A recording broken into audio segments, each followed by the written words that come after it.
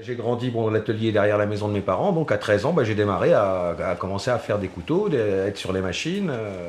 J'étais jusqu'en cinquième au collège à Nogent, puis ensuite j'ai été au sport-études. J'ai fait 2 ans de sport-études, ensuite j'ai arrêté. Et j'ai fait, donc pour reprendre ici, puisque moi j'étais le dernier de la famille, puis je savais pertinemment que j'allais faire des couteaux. Et donc j'ai passé un CAP de coutellerie à Nogent. Et ensuite j'ai travaillé à peu près, j'ai travaillé 7-8 ans. Puis mon père est en retraite et dans 4 mois j'arrête et tu reprends. Parce qu'en fait, je faisais la bringue. S'il m'avait pas dit qu'il arrêtait, je crois qu'il serait toujours là et je serais toujours la bringue.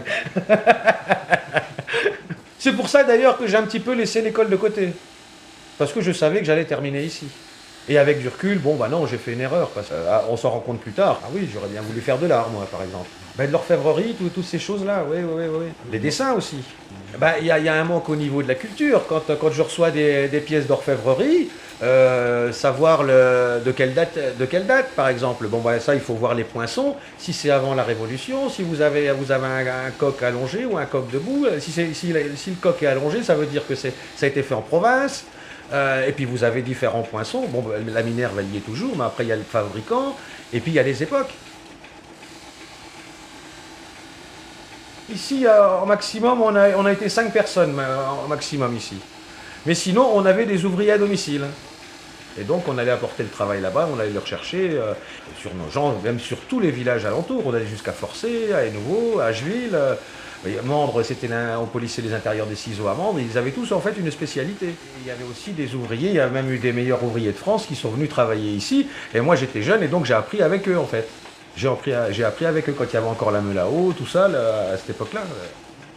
Quand on est sur les machines, ah oui, il faut être concentré.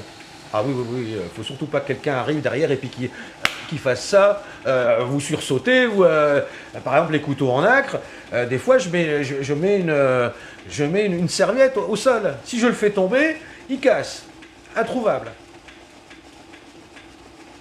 Ici, par exemple, quand j'ai commencé à travailler, il y avait des forgerons dans toutes les rues. À 4 heures du matin, vous entendiez l'enclume qui sonnait et puis tout.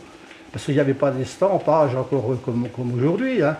Une fois qu'il y a eu, c'est que ces gens-là ont disparu, là personne n'a voulu reprendre. Et puis ça a été l'estampe, ça a été beaucoup plus facile. Alors, ça c'était en été, hein, quand il y avait le soleil le matin de bonne heure, et les forgerons ne pouvaient plus travailler avec le soleil parce qu'ils ne voyaient pas la couleur de l'acier.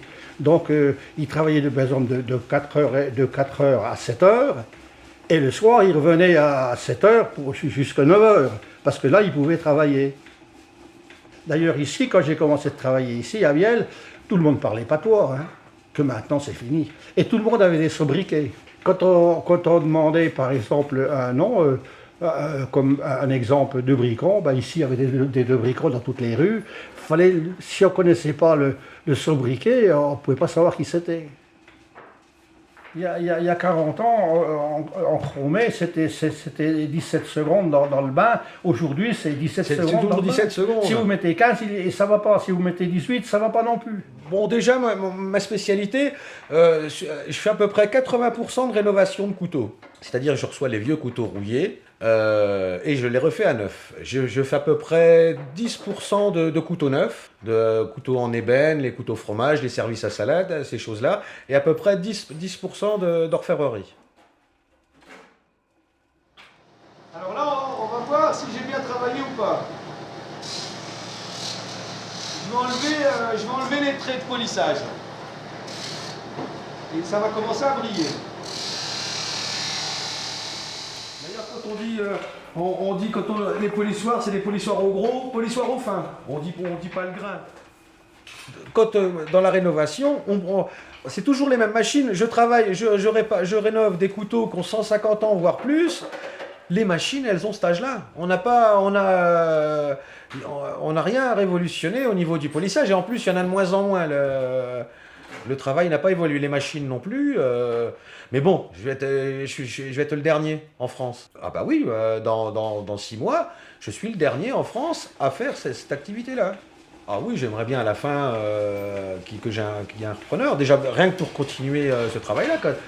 Quand vous avez des couteaux magnifiques en nacre, tout ça, puis on pourra plus les refaire, oui.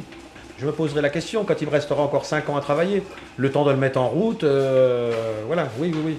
5 ans avant la retraite, je penserai j'y penserai. Pour le moment, non. Ah oui, j'adore ce que je fais. Ah oui, ah oui. J'adore ce que je fais.